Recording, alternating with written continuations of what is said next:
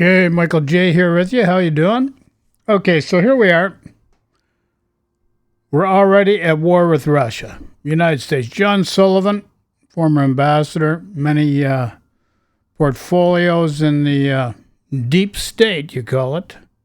Many portfolios. So we're going to go to the main screen so you can see what I'm referring to. Okay, so here we have. This is a rebroadcast of the Bulwark. John Sullivan, former U.S. ambassador to Moscow, Deputy Secretary of Commerce in Bush 43, Secretary of State under Deputy Secretary of State under Mike Pompeo in the Trump, and served as ambassador to Moscow for Trump and Biden. So we're going and we're just going to provide a link in the footnotes description so you can see the whole thing. But we're just coming into this late so you can see what's going on here. For it. I'm all for it. All I can say, I mean, Eric will get the last question, but I want to say two things. First, American foreign policy would be a lot better if they had just handed over to South Boston. Well, I think the whole world would be. But as a Bostonian, I'm telling everybody that, and I think you've given evidence of that. The other thing I want, on a more serious note, I just want to say before we sign off, you and your family sacrificed a lot. Yeah, a lot. We'll leave that story for the book. But I just want to say thank you. Oh, you're kind, and I admire you for it. Can I have a quick South Boston footnote? You'll appreciate this, Elliot. I came back from my first. Of course, I knew Secretary Blinken, having succeeded him as deputy. We became friends. My first meeting with him as secretary, face to face. I was back on leave in April of 21, and we were talking about Putin. And the question I would always get is, "What's he really like?" And I was trying to come up with some. I'd put this all in cables and something new. What could I say to him that hasn't already been said to him before? And I said, the way I think of him, he's a Slavic Jimmy Bulger. And he looks at me and says, "Who's Jimmy Bulger?" I said, "Well, in South Boston, if you wanted your Whitey Bulger to stay in its proper place, gangster, use that W word and call him Whitey." He's like, "Yeah, this ambassador is a little kooky here. I mean, he is kind of a hothead." So anyway. It probably says something about the three of us that we all get the reference. Yeah. Ambassador Sullivan, we are running out of time, but I do have one final question I'd like you to just address briefly, which is President Trump has said, of course, that he wants to end the war in 48 hours.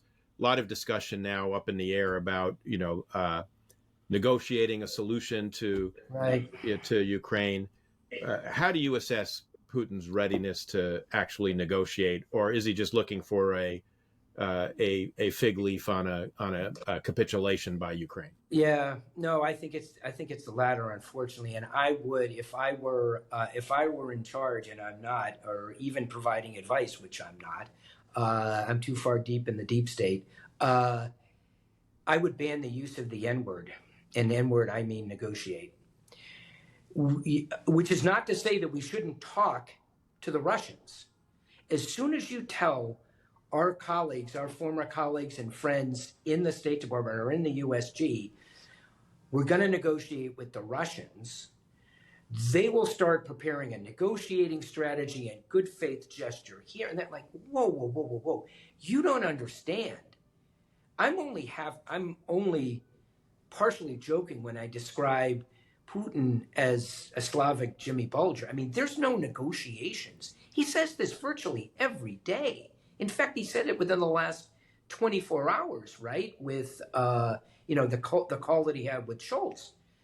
Yeah, I'm ready to negotiate. It's just those negotiations have to take into account the realities on the ground in two things: the realities on the ground in Ukraine and Russia's security needs. He's been saying the same thing since before the war started.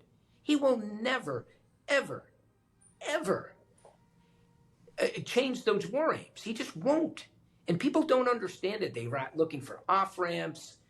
It's not the way he operates. It's not the way they operate. They will never, ever surrender those war aims. So people then say, well, I mean, how can you cut yourself off from the Russians? I'm not saying that. I talk to the Russians. I tell them things, sometimes more in sorrow than in anger, or sometimes genuinely angry when they commit massive war crimes. I tell them things. We need to talk to them, but negotiate? As soon as you use that N word, we're starting down the wrong path. Ambassador John Sullivan, you have done great service to the nation, as my colleague said. We're grateful that you spent some time with us today. I commend your memoir, Midnight in Moscow, to all of our listeners and viewers. And I hope, actually, as this continues to unfold, because, as a commission that I recently co-chaired said, unlike the national defense strategy, Russia's not an acute challenge. It's, as you said, going to be a chronic and persistent one. I hope you'll come back and join us on Shield of the Republic in the future. But thank you so much for spending time with us. I'd love to. It's been my pleasure. And Okay, so we're just going to leave it at that point. And here's the thing. It's naive to think you're negotiating with Russia. It's naive to think it's going to stop in Ukraine. It really is. You should watch. I'll put a link in the notes or description, because the whole, from start to finish, give you a different idea of what's really going on with Russia, Ukraine, and the United States since the Cold War, after the Cold War, and to the present day. And people just do not get it. You really do not get it. And I just cannot stress upon and emphasize upon the fact that you've been manipulated big time by the Russians. You've allowed that manipulation to happen because they don't think the way you think they think. So I'm going to show you one other quick thing here. And this one here is a Russian PhD. Я так понял, если ты... Explaining, you're going to have to look at the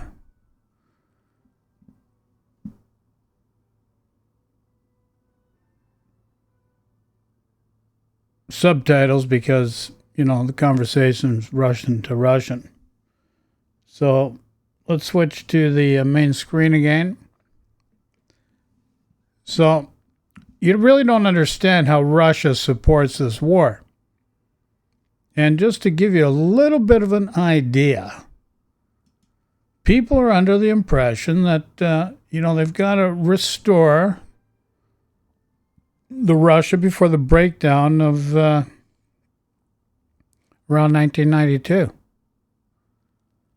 And you got to understand, this has been a major problem.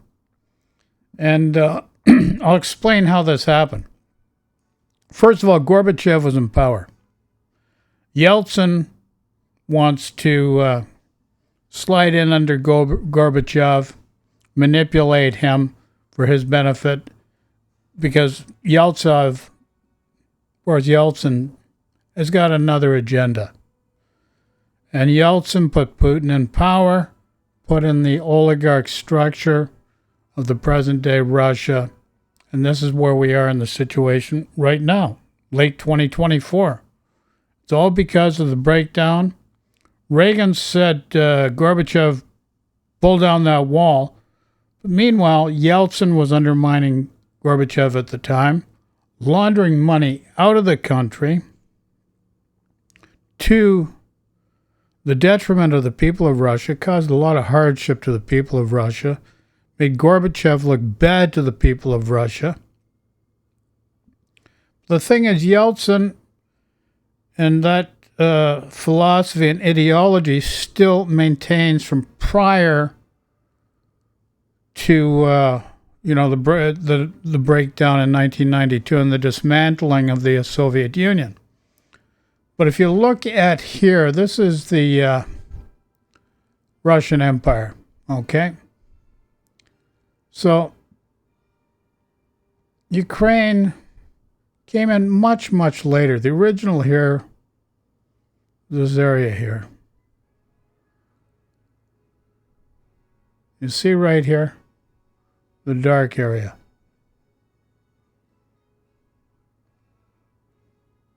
That's it. That was the Russian in 1533. Dark area.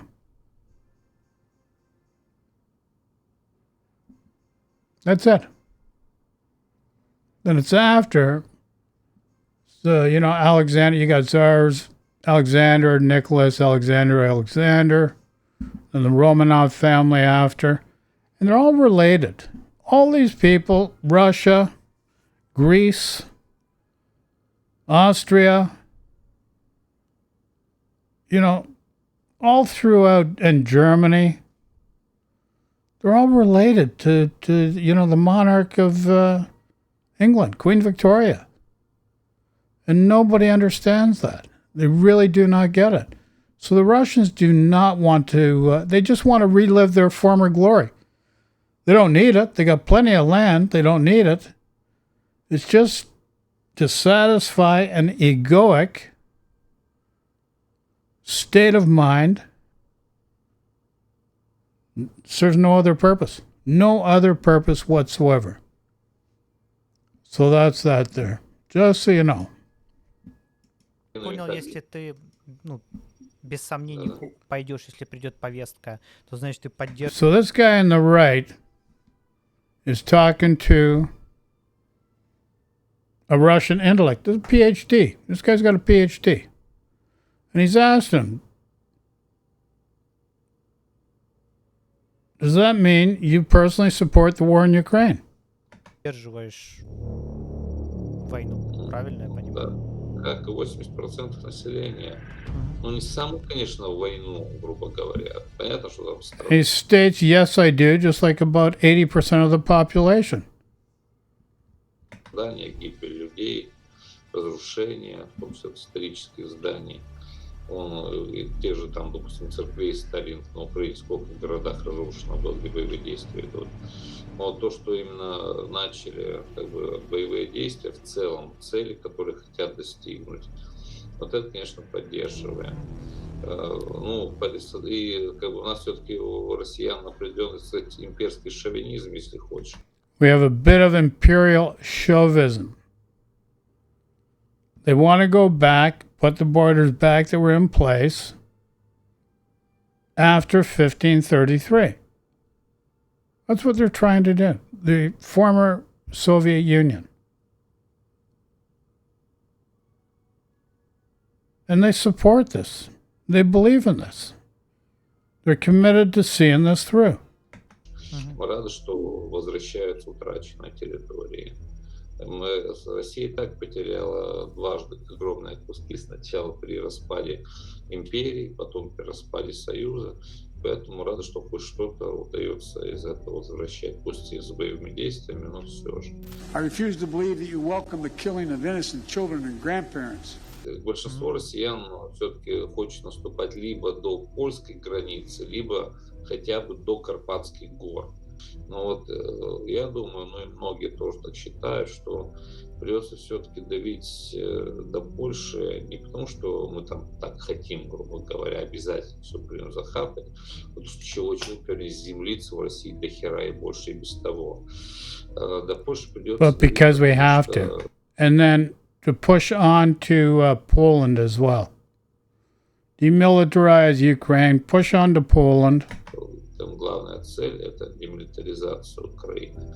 А какая может быть демилитаризация, когда на годы вперед уже в западных странах официально сами объявляют, что они на годы вперед распланировали производство оружия и боеприпасов для Украины.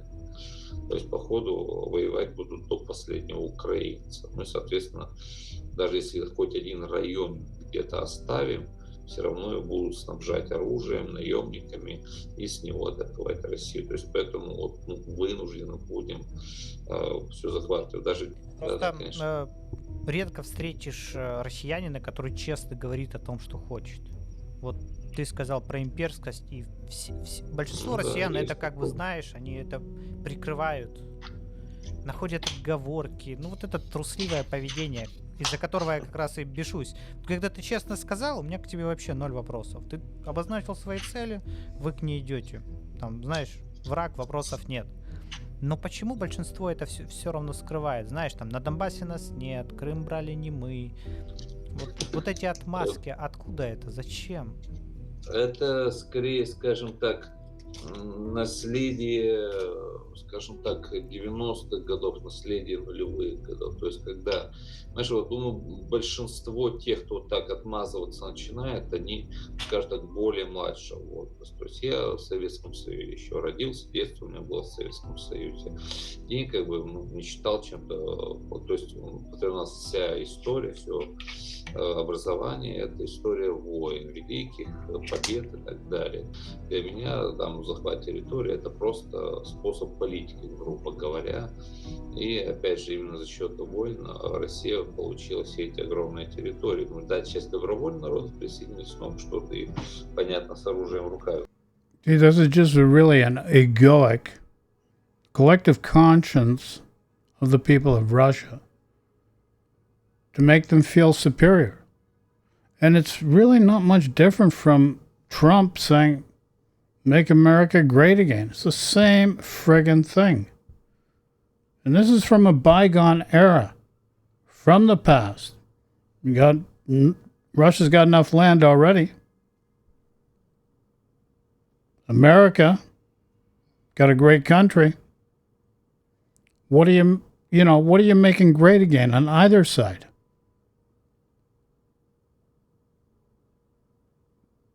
Instead of building walls, we should be building bridges, and this is what people don't get. But if the Russian, because of what they want to do here, it's going to hurt all of Europe. It'd be a terrible situation if we had like Pearl Harbor again. Nobody has an appetite for war, and then all of a sudden you're invaded. Pearl Harbor was decimated. And then you go to war. You know, nobody realizes what's really going on, and everybody's playing with your heads. And this could all be stopped by a different tactic, working with allies together, not by more war. There's enough pain and suffering already. Russian people, pain and suffering. Ukrainian people, pain and suffering. There's going to be more pain and suffering. Nobody needs any of that. It's just nonsensical. But you have to understand the thought process behind what is going on. And the bulwark that part broadcast, I just gave you a short snippet at the end. If you watch it from the beginning, you'll understand more of what has been going on for a number of years to how we got into the situation now.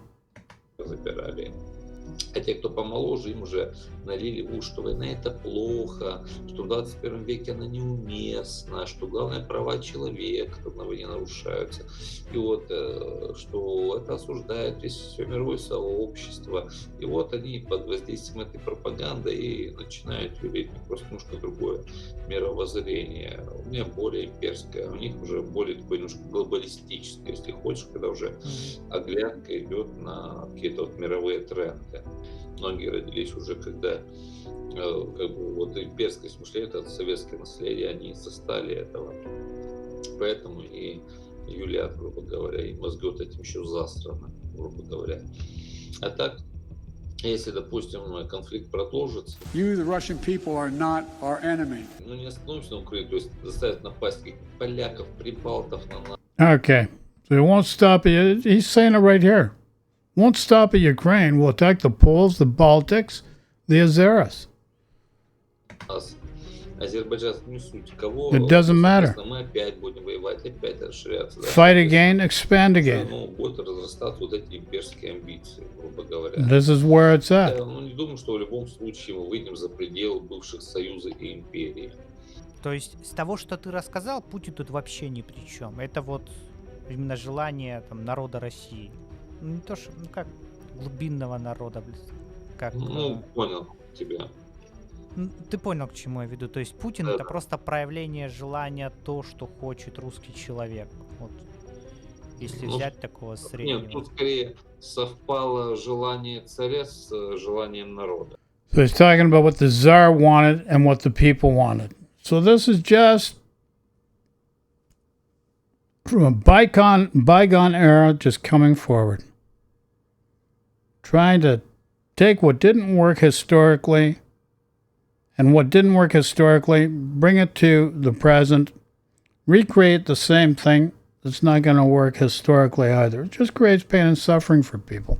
Makes no sense. And nobody really gets it. Nobody understands what's really going on. Мгм. А зачем это народу? Ну вот царь, окей, он такой, хочу войти в историю, построить империю, расширение, меня запомнить. А русский человек, вот типа, что ему не хватало? Tsar's dead. Why does he need to be remembered? You know, the Bolshevik Revolution. You know, they killed him. So, you know, why is a dead Tsar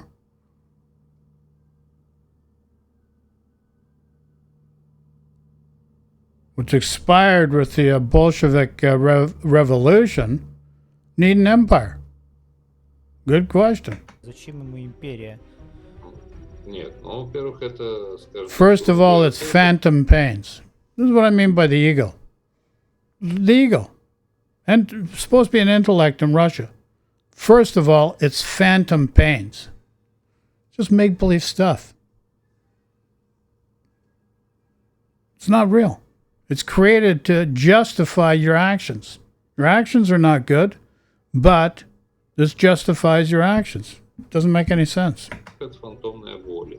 То есть то, что мы сколько территорий потеряли. Сначала... So the collapse of the Russian Empire led to the loss of Poland and Finland, this guy says. Poland and Finland never were originally part of the Soviet Union. Это все советские республики, очень большие территории, мягко говоря. И, то есть, It causes phantom pain. там же объективно ведь, что... The West is at war with us. No. Your leaders tell you the West is at war with you because your leaders are at war with the West. And that's where, if you watch the Bulwark, I'll leave the link in the description, from the very beginning to understand what's been going on. And furthermore, that's not brought up within that video, the demographics of Midwest U.S., very similar to Russia. Russians are very adept and understand how to manipulate their people the way they want. They've been doing it for a long time.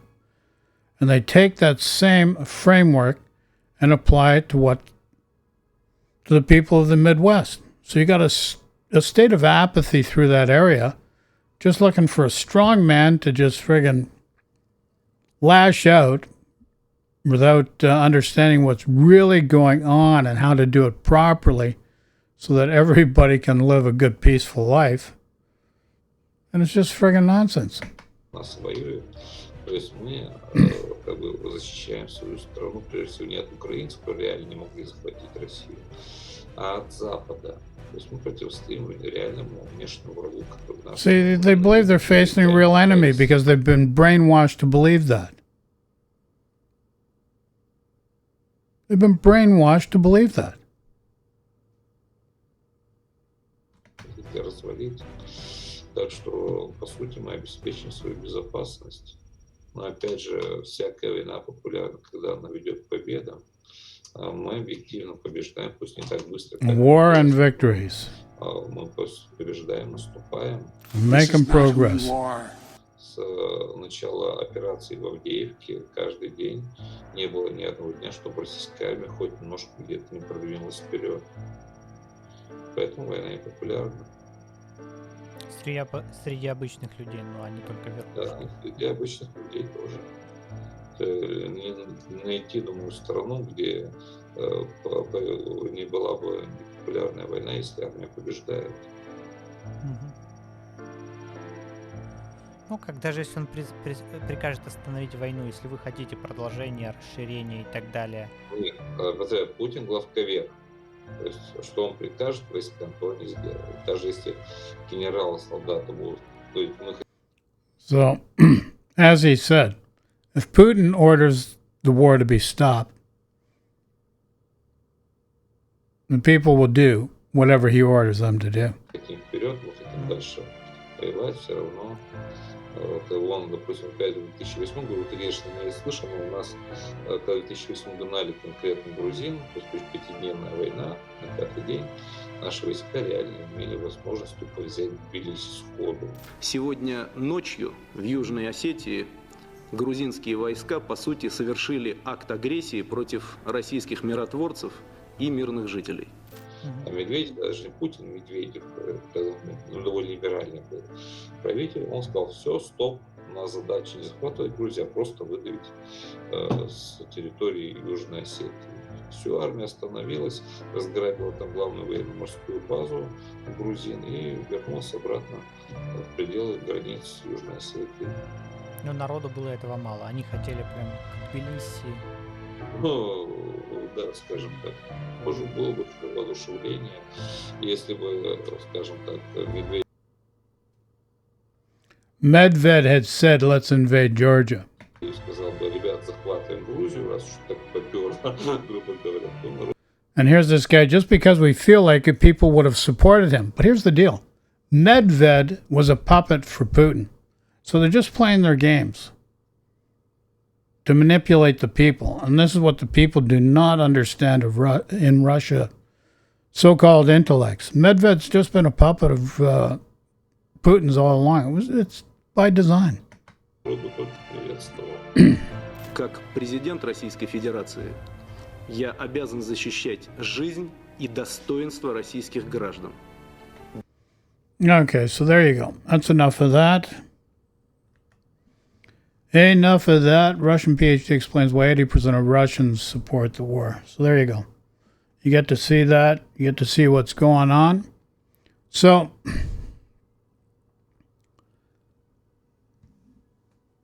what you don't understand is you don't now, first of all, administrations in the past have fumbled the ball because they haven't dealt with Russia appropriately. They think they can negotiate. No. You have to be firm in your objective. You have to tell them what you want. You don't negotiate because it's not going to work. It's going to be a waste of time. You have to understand what you need to get what you want. And you have to develop allies to position to do this peacefully. That's the reality. Because Russia will not capitulate to Western demands. This is something, the heart of the country, the people have been brainwashed to believe, and they think they have to do. And they won't stop there. And this you know. You absolutely know that. And now you've got a guy like Trump, who's been a failed businessman. How many people get in the casino business and bankrupt and go bankrupt? Trump's the only guy. 6 bankruptcy, business. He lives a lifestyle that's very ostentatious. And any rich people of real wealth know that type of lifestyle, the way he leads it, leads to ruin. You just can't afford it, even for rich people. But what you don't understand, back in the 90s when Yeltsin was undermining Gorbachev, you had the Panama Papers. Fonseca was the lawyers in Panama laundering money for the Russians. Trump was part of it. They were laundering money for the Russians, the drug cartels in Colombia and Mexico. It got so bad that the major guys that organized it got kicked out of Panama. That's hard to do. But they were doing it through all the Caribbean island banks, tax special banks, which didn't have, under the umbrella of the RICO Act, no agreements with the U.S., ideally, because, the RICO Act of the U.S., their money was at jeopardy, and European banks. And one of the major banks was a German bank, Deutsche Bank, one of Trump's major financiers. So Trump has a self-interest. He was knowingly laundering money for the Russians, which included Yeltsin, Putin, Colombian drug cartel, Mexican drug cartel. So this is where it gets a little bit crazy, per se, which people just don't know. You don't understand it. You really do not understand that. So I'll leave that with you. Thank you for your time. Love and peace. Post in the comments. Take care. And till the next time, watch our favorite characters here as they do what you need to do. You need to get away from all the stress and everything bothering you. Do what these guys do. Take care. Ciao, folks.